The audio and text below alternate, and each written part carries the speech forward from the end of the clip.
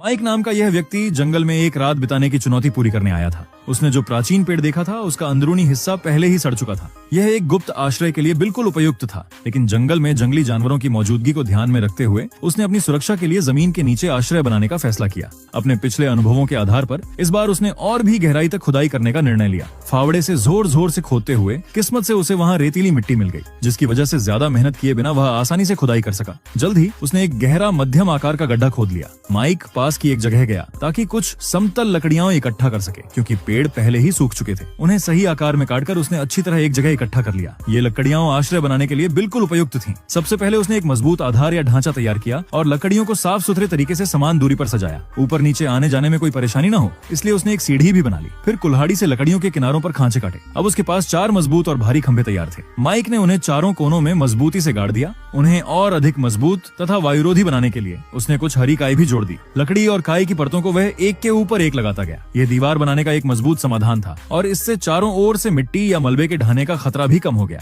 जैसे जैसे चारों तरफ की दीवारें ऊपर उठने लगी, वैसे वैसे सुरक्षा का एहसास भी बढ़ने लगा। साफ दिखाई दे रहा था कि सारा काम बिल्कुल सही तरीके से चल रहा था। इसके बाद माइक खाना पकाने के चूल्हे के बारे में सोचने लगा, इसलिए बिना देर किए उसने तेजी से एक चौकोर चूल्हा बना लिया। लेकिन धुएं के बाहर निकलने की बात को ध्यान में रखते हुए उसने नीचे बने चूल्हे से जुड़ने वाली एक चिमनी भी तैयार कर ली, ताकि कार्बन मोनोऑक्साइड विषाक्तता से बचा जा सके और अंदर आराम से सोया जा सके। इसके बाद खाली जगह में लकड़ियों को ठीक से लगाकर उसने अपनी जरूरत के अनुसार एक मजबूत लकड़ी का बिस्तर बना लिया। छत के लिए लकड़ियों के बीच मजबूत जोड़ सुनिश्चित करने हेतु उसने एक विशेष लकड़ी की संरचना का उपयोग किया। 2 खांचे, 3 उल्टे जोड़ और 4 ब्रेकिंग पॉइंट। इससे काम बेहद सटीक और मजबूत तरीके से पूरा हुआ, जिसने छत को और भी अधिक मजबूत बना दिया। आश्रय को और अधिक गुप्त बनाने के लिए उसने प्रवेश द्वार को बहुत सावधानी से तैयार करने की योजना बनाई। सबसे पहले उसने एक मोटे पेड़ के तने को अंदर से साफ किया और आरी की मदद से उसे कई हिस्सों में काट लिया, ताकि उसी लकड़ी का उपयोग वह प्रवेश द्वार के रूप में कर सके। हालांकि किसी एक व्यक्ति के लिए यह काम करना बेहद कठिन था, लेकिन उसने अपना काम बहुत ही खूबसूरती से पूरा कर लिया। अब यह पुराना पेड़ का तना सही तरीके से प्रवेश द्वार पर लगाया जा सकता था।